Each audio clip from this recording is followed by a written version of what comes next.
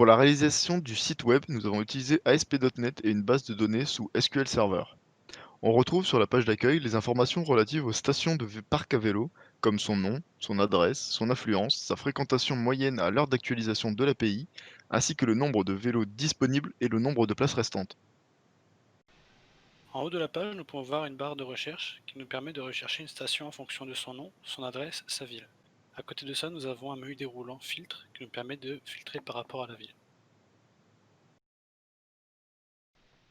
Nous avons également créé un système de plage horaire donnant une prédiction selon l'heure choisie et sur l'ensemble des jours de la semaine, nous indiquant pour chacune des stations le nombre de vélos habituellement disponibles pour cet horaire. Nous avons également un module d'affluence qui permet de donner le choix de l'utilisateur en fonction du jour et de consulter le taux de vélo généralement disponible à une certaine heure.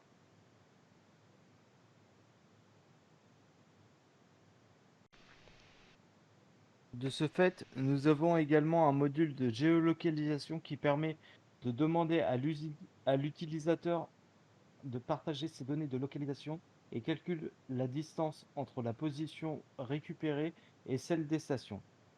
Elle fournit également un lien vers un trajet sur le Google Maps. Nous avons développé un module innovant nommé Jet de la chance permettant de trouver la meilleure station la plus adaptée. Nous devons spécifier 3 paramètres, le périmètre, le nombre de stations souhaitées ainsi que la ville. En cliquant sur Jet de la chance, nous récupérons les 5 stations les plus proches, triées par la fréquentation. Ici, nous pouvons voir que la station est peu fréquentée puisqu'il y a plus de vélos par rapport à la moyenne. Ici, nous voyons une fréquence normale et enfin des stations très fréquentées puisque le nombre de vélos est inférieur à la moyenne. Une commune peut s'enregistrer sur la plateforme, ajouter ses villes disposant de stations de vélo connectées avec un nom, un lien d'accès aux données. Quelle que soit l'architecture des données reçues, nous sommes en capacité de récupérer les données et les ajouter dans notre base de données.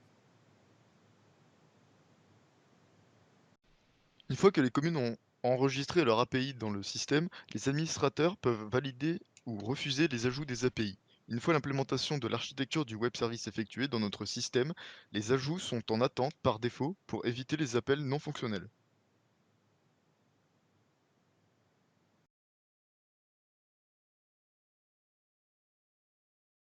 Pour l'application mobile, nous utilisons Xamarin.Form. L'application est donc disponible sur iOS et sur Android.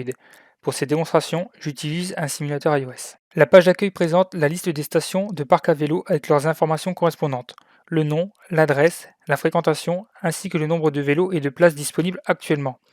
Nous pouvons rafraîchir la liste des stations par un simple swipe vers le bas. Il est possible d'effectuer une recherche sur les stations en fonction du nom, de l'adresse ou encore du nom de ville. Nous pouvons également nous géolocaliser via l'application.